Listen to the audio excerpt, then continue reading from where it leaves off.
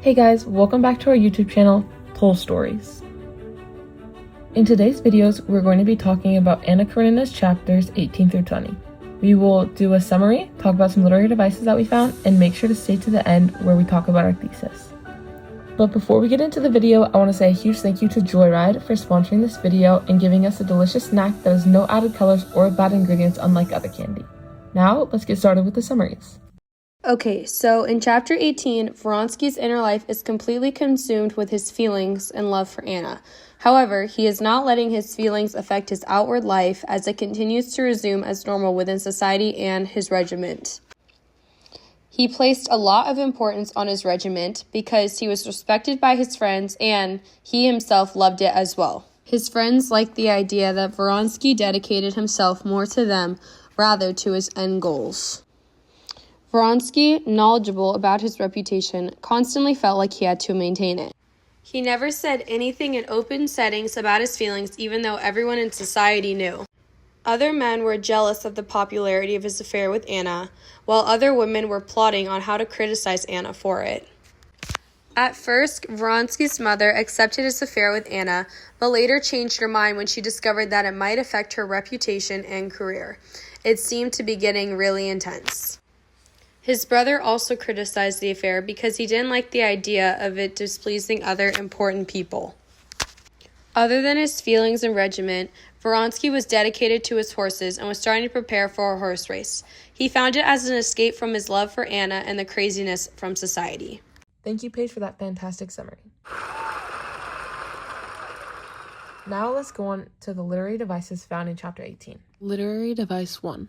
One literary device found is internal conflict, supported through the quote, Vronsky was aware of their view of him, and besides the fact that he liked that life, also felt his duty to maintain the established view of himself, end quote. This quote shows Vronsky's internal conflict of wanting to be with Anna, but also wanting to keep his social status he has created. Now let's see what's happening in chapter 19. Also, remember to stick around to the end to hear our thesis. So in chapter 19, it's the morning of the Krasno Selo horse race, and Vronsky comes a little early to eat a beefsteak, knowing he didn't have to restrict himself as his weight was right where it needed to be at 160 pounds. As he is waiting for his food, he pretends to be reading a French novel to avoid talking, but he is actually just thinking about Anna and if he could see her that day. He has not seen her since her husband has come back. He makes the decision to go to her house and ask about the horse races. He orders his carriage to go after imagining the joy of seeing her. Two officers come by and start making conversation with him, to which Vronsky acts dry and cold to them until they leave. Right after, Captain Yashvin sees Vronsky and greets him warmly. Yashvin is one of Vronsky's closest friends who is respected for his strength and authority. Vronsky respects him because Yashvin values him as a person rather than for his money or for his rank.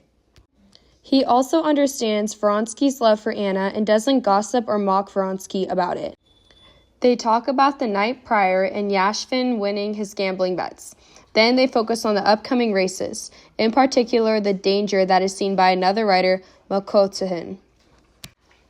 After Vronsky finishes his sandwich, he starts to leave and Yashvin decides to join him. Literary device number 2. The first one is symbolism, shown through the quote, he was sitting in a jacket unbuttoned over a white waistcoat, both elbows leaning on the table, and while awaiting the beefsteak he had ordered, was looking into a French novel that lay open on his plate. He looked into the book only to avoid having to talk to the officers going in and out while he was thinking, end quote. This is symbolism because the book Vronsky has opened, despite not reading it, is symbolizing an escape and distraction for him. This plays into the internal conflict from the last chapter Vronsky is struggling with. Literary device number 3. Another example is foreshadowing, shown in the quote, and the conversation turned to the expectations of the day's race, which was all Vronsky was able to think about, end quote. This is foreshadowing big events that may take place at the race, showing that this has been occupying Vronsky's mind for a while. Alright guys, we have one more chapter to go. Let's go on to chapter 20 summary and literary devices. Vronsky and Yashvin arrive at the finished cottage that Vronsky shares with his friend Patrisky, who is still sleeping. Yashvin gruffly wakes up Patrisky, and Patrisky asks for vodka while complaining of a hangover. Patrisky asks Vronsky if he wants to drink with him, but Vronsky says no, as he is about to go to the horses' stable to see Baronsky and all the horses. Though this is kind of true, his friends know that he is going for another reason. Petrinsky makes a joke that he knows where Vronsky is really going. Before Vronsky goes, he remembers that his brother had dropped a letter and a note off. After a little confusion, Petrinsky ends up finding the letters hidden underneath his bed mattress. The letters end up being from Vronsky's mom, and the note is from Vronsky's brother, who wants to talk to him. Vronsky is annoyed and decides to stuff the letters into his pocket and read them a little bit later. As Vronsky is leaving, the officers are gathering in his quarters, which are always busy and open to all. They converse about horses, the races coming up, and the rumors going around about Makhotin's horses. Petrinsky continues drinking vodka with the officers and Yashvin. Vronsky still declines the alcohol. Someone tells Vronsky that he needs to cut his hair because he is balding in a joking tone. Vronsky chuckles a little bit, then puts on and pulls down a cap over his balding head. He gets in his carriage and starts heading towards the horses' stables. Even though he wants to, he chooses to not read the letters quite yet, so he has a clear mind when looking and expecting the horses. Literary device number 4. Quote, Vronsky had indeed promised to go to Bryansky's nearly 7 miles from Peterhof and bring him money for the horses. He hoped he would have time to get there as well, but his comrades understood at once that he was not going only there. End quote. This is showing irony because Vronsky thinks that no one can understand his true feelings, even though his comrades know his true intentions of going to see Anna. Literary device number 5.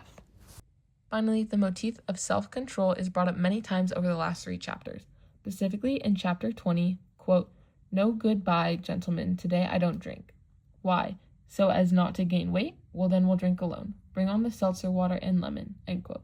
This is showing that Vronsky needs to prove himself, that he has self-control and can take over his drinking because he is losing control in other parts of his life, like his feelings for Anna.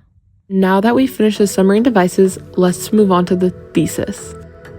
In the novel Anna Karenina, author Leo Tolstoy develops the theme of personal desires versus social expectations through the use of literary devices such as internal conflict, symbolism, and foreshadowing, which reveals to the audience Vronsky's conflict between his love and feelings for Anna, while also having to abide by society's rules.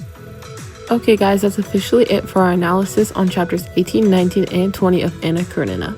We hope you guys enjoyed. Make sure to tune in next time for more Toll stories.